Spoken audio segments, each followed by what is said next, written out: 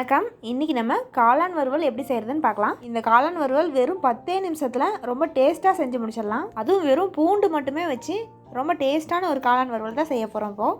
இப்போ நம்ம காளான் வறுவல் செய்ய ஆரம்பிக்கலாம். இந்த காளான் வறுவலுக்கு நான் சிப்பி காளான் எடுத்திருக்கேன். மொட்டு காளானில் இதே மெத்தடில் செஞ்சாலும் டேஸ்ட் நல்லாயிருக்கும். இதெல்லாம் காளான் சுத்தம் பண்ணி வச்சுக்கலாம். இப்போ காளான் வறுவல் செய்கிறதுக்கு சட்டி அடுப்பில் வச்சு எண்ணெய் ஊற்றிக்கிறேன்.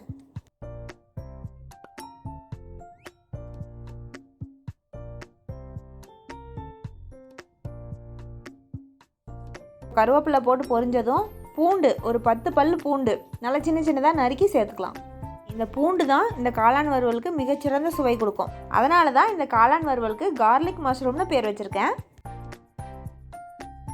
இப்போ இதுக்கு தேவையான அளவுக்கு உப்பு சேர்த்துக்கலாம்.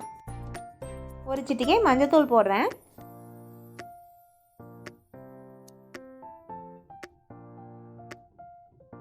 இப்போ இந்த சுத்தம் பண்ணி வச்சுருக்க காளானை இதில் சேர்த்துக்கலாம்.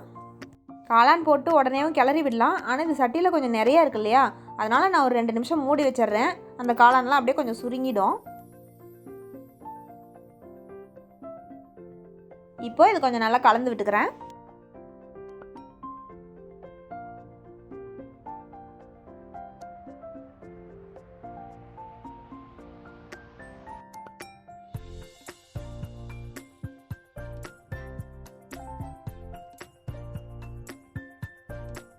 இந்த காளான் வறுவலுக்கு நான் தண்ணிலாம் எதுவுமே ஊற்றலை.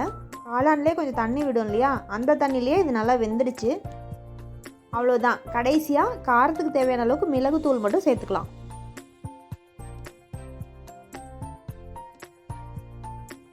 தீ அணைச்சிட்டு ஒரு 2 நிமிஷத்துக்கு அப்படியே மூடி வச்சிடலாம். கம கமன்னு பூண்டு வாசனையோட காளான் வறுவல் தயார். சாப்பிடலாம்.